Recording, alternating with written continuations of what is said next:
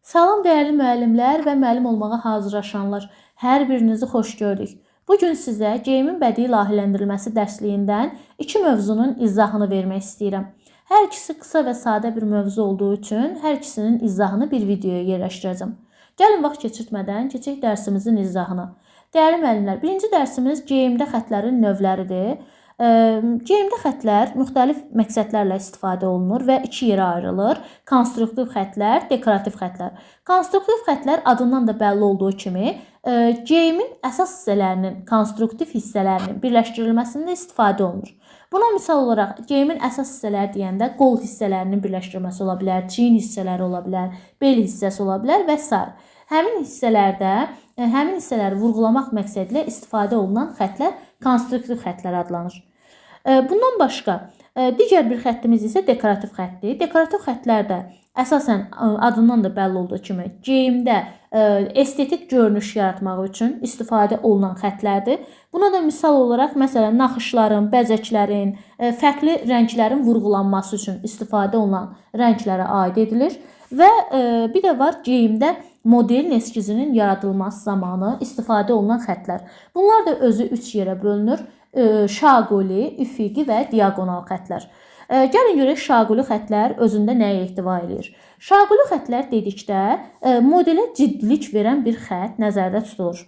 Şaquli xətlər geyimdə yuxarıdan aşağıya doğru uzanır və bədəni daha uzun və dar göstərməyə kömək edir. Bu cür xətlər tez-tez rəsmi və klassik geyimlərdə istifadə olunur. İkinci bir xəttimiz isə üfüqi xətlərdir. Üfüqi xətlər fiquraya balacalıq verir. Üfüqi xətlər geyimin eni üzrə uzanır və bədəni daha geniş göstərə bilir. Bu cür xətlər daha rahat və şən bir görünüş yaradır, amma bədənin quruluşunu diqqət yetirilməsi daha vacibdir. Digər xəttimiz isə diaqonal xətdir. Diaqonal xəttdə məlumata hərəkətlik verir. Diaqonal xətlər bədənin müxtəlif istiqamətlərini vurğulaya bilir. Bu xətlər bədənin formasını əks etdirir və bəzən də daha dinamik, müasir görünüşə malik olaraq estetik bir görünüş yaradır. Ondan sonra digər bir mövzumuz isə, ikinci mövzumuz, geyimdə rənglərin roludur. Ümumiyyətlə qeyd edeyim ki, geyimdə rənglərin rolu çox böyükdür. Çünki rənglər yalnız estetik və vizual təsir yaratmır. Bununla yanaşı həm də bədənin forma və əhval-ruhiyyəsini ifadə etməyə də kömək eləyir. Geyimdə rənglər bir neçə əsas funksiyaya xidmət edir. Məsələn, estetik görünüş yaradır, cazibədarlıq verir, bədənin formasını dəyişir, əhval-ruhiyyəni yansıdır, cəmiyyət və mədəniyyətə istinad edilir, moda və trendlə ayaqlaşır və bununla yanaşı ən sonda vurğulanacaq bir meyar isə insanın yaşına uyğun seçilir. Yəni, hər bir insanın yaşına uyğun rəng tonu vardır ki, onlardan düzgün istifadə elədikdə, yəni onda geyimdə, yəni hər bir insanın belə deyim də, gündəlik həyatı ilə bərabər onda estetik bir zövq yaradır.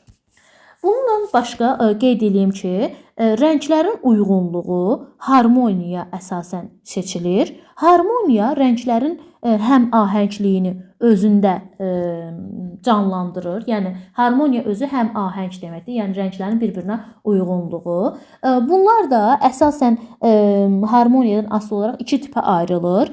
Qohum rənglər və kontrast rənglər. Qohum rənglər iki qonşu rənglər arasındakı rəng palitrasına aid edilir. Qohum rənglər özü də 3 qrupa bölünür. Eyni rənglər, qarışıq rənglər və tonlarına görə rənglər. Eyni rənglər deyəndə eyni rəng sahəsində tünd və açıq rənglərin uyğunluğu nəzərdə tutulur. Qarışıq rənglər deyəndə iki qonşu sektor rəngin uyğunluğudur. Tonlarına görə isə əsas rəng və onun sektorundakı hər hansı bir tonu ilə uyğunluğu nəzərdə tutulur. Bir də var kontrast rənglər. Kontrast rənglərdə özü iki yerə bölünür. O da birinci qrup və ikinci qrup rənglərdir. Burada da birinci qrupda iki rəngin uyğunluğu nəzərdə tutulur. İkinci qrupda isə 2 və daha artıq, məsələn 3 rəngin uyğunluğu nəzərdə tutulur. Və plus da cümlənin başlanğıcına başlayanda dedim ki, əsas meyarlardan biri də rənglərin yaşına görə, insanın yaşına görə uyğunluğudur.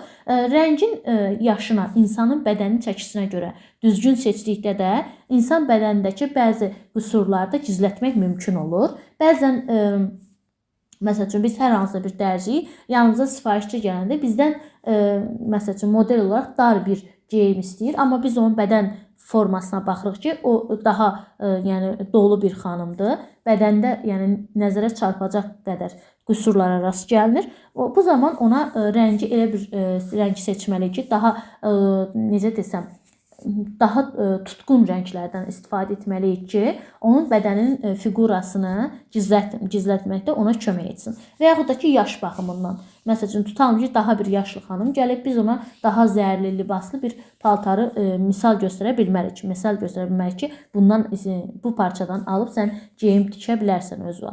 Çünki bu onun həm yaşında özünü göstərəcək və bir növdə ona yaraşmayacaq. Yəni, yaşlılar arasında daha, necə deyim, sönük qalacaq da geyimi. Ona görə bu kimi xüsusiyyətlərə də xüsusi diqqət yetirilməlidir. Dərsimiz bu qədər. Diqqətinizə görə təşəkkür edirəm. İnşallah növbəti dərslərimizdə görüşənədək.